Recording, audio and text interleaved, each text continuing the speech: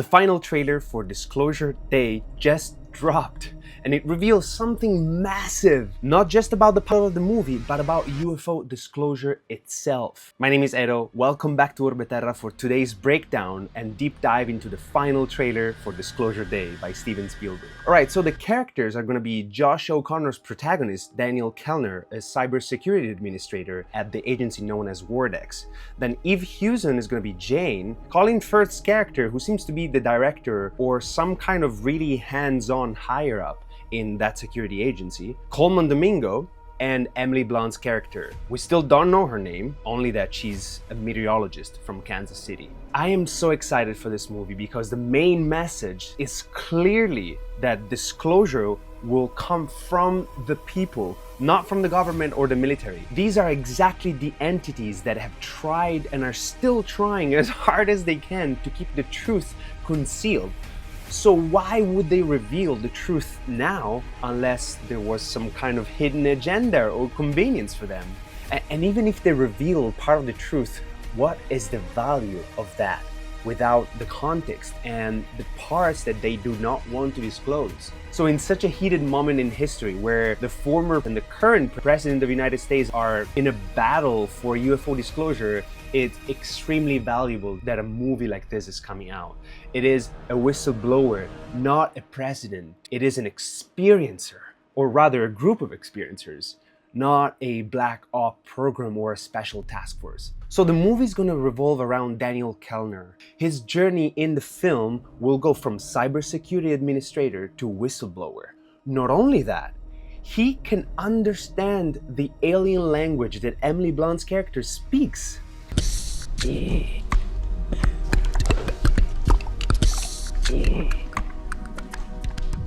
you understand what she's saying? I hear it. It's gibberish. I can't understand it. And I can. So he is the key to disclosing the secrets, and he's in possession of the files and has the power to make the final decision.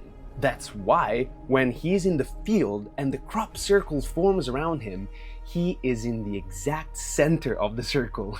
He's like a seed or an embryo that will spawn into this new period of unveiling and transformation. Actually, that symbol reminds me of ancient earthworks or geoglyphs. It makes me think of the old representations of a labyrinth. And the labyrinth was always the symbol of initiation, the initiatory path, which is definitely what this movie is about. We already saw in the previous breakdown that the symbolism of the birds and the language of the birds is going to be prominent in this movie. Initiation not just for Daniel, but for society and humanity as a whole. All these are just the ancient archetype of completion and wholeness, and he is placed exactly where the pupil of the eye would be. So definitely another recurring theme of the movie, the eye and perception and consciousness. Now Jane, now we know that she's a Christian. In the beginning of the trailer we see an image of Jesus above her head and a book, probably the Bible, next to her bed. And we later see she wears a cross around her neck. And we even see her in a nun outfit in a screen where she clearly appears to be monitored by the Vortex agency. Are they people? No.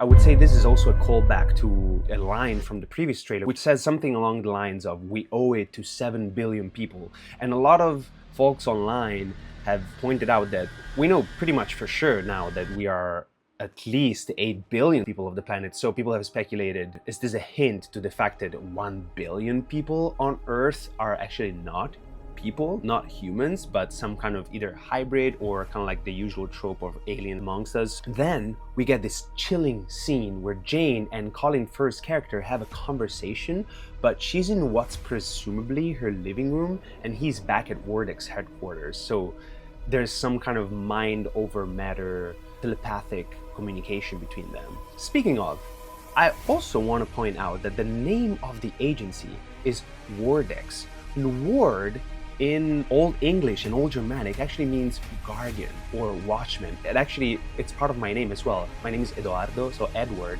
Ed Ward means guardian of the treasure. So X is just a modern suffix to add a techie or futuristic corporate feel to a name. So Ward X is kind of like a protector system or a protector technology or apparatus. But to protect what? Definitely not the people, but the secret they're holding. That's why the trailer shows us that at one point in the movie, Emily's character decides to make some kind of announcement, perhaps in concert with Daniel coming forward as a whistleblower.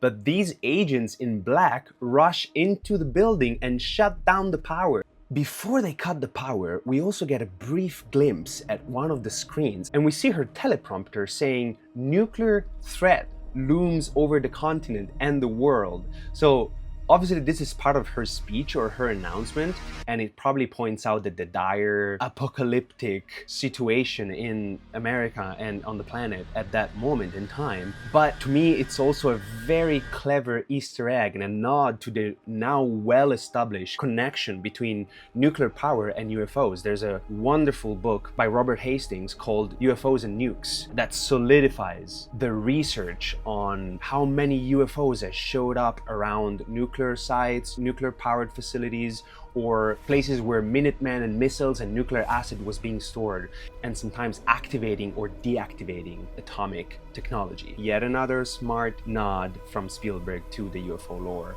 And when they flee the building, somebody chases them and tries to kill them over and over with guns and even pushing them between two moving trains.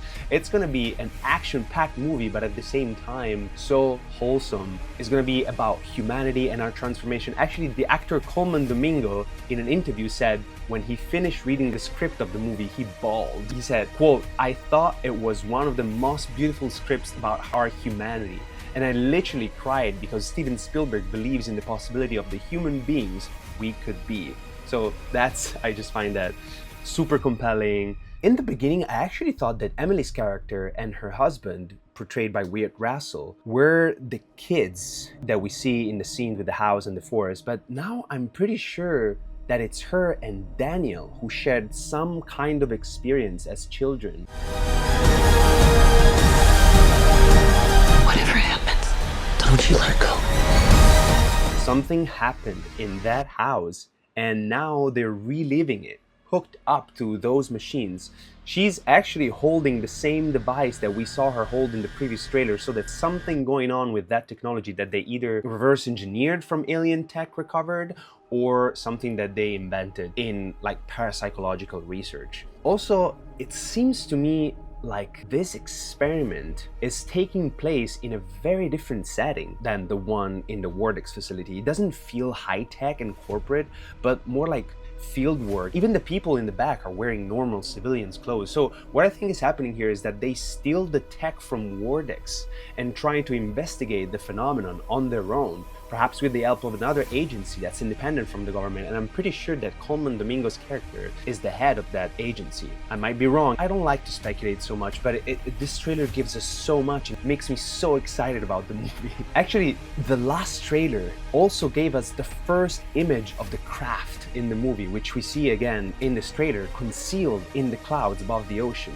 But now in this new trailer, we get Roswell and a video of a giant disc leaning sideways inside a big military operation tent. And there's a clapboard that says Roswell, New Mexico, July 7th. And then it says at the bottom, number 5 occupant. And this is so aligned with the usual UFO lore. Some sources say that there were 3 occupants, some sources say it's 8, but the most common thread is indeed 5. So Spielberg is well aware of UFO lore and everything that's happening behind the scene, from Roswell to today whistleblower's claim, and it seems to me like he's trying to create a red thread that unifies all these elements into what is happening in the disclosure world. Now, speaking of crafts and alien techs, there's something in the movie that we don't see on the screen, but it's definitely there. First of all, something is creating the crop circle in the field, and it's invisible. It doesn't seem like Josh O'Connor's character is looking up or is in any way scared. It just seems like surprised that this thing is being created around him. Later in the trailer, we see something invisible moving the water around the cars crashing. I don't know if that's the same technology and if it belongs to the same people, but it definitely points out at something hidden, which is also one of the themes of the story, something hidden being revealed. In fact, together with the trailer, we also got a new poster for the movie. It depicts the shape of a saucer with an eye at its center. So there you go, we have again the clear image of a craft. And it's just in a beautiful rainbow flare of light coming from the side. So there's this thing about perception, illusion, and consciousness. Definitely the eye at the center of the saucer reiterates and almost confirms everything that I was talking about in the previous breakdown, with flying discs and UFOs always having been associated throughout history with the eye and the eye of Horus, the eye of Odin. So there's this thing of the eye and perception as consciousness that it's central to UFO disclosure. The poster is also featured on Amblin's website, and the tagline went from "all will be disclosed" to "we deserve to know." So to me, the message is definitely don't expect the authorities to give you disclosure. We, the people, through acts of courage and compassion, will have to take the truth for ourselves and share it with the world. So this is all the hidden meanings that I was able to find in the new trailer for Disclosure Day. If you notice more things and you have other interpretations, please drop them in the comments. I always love hearing from you guys. If you haven't done it yet, hit the like button, drop a comment, and subscribe to the channel. If you still haven't seen it, the first episode of Orbeterra is up now on all the streaming platforms, including YouTube, so go check it out.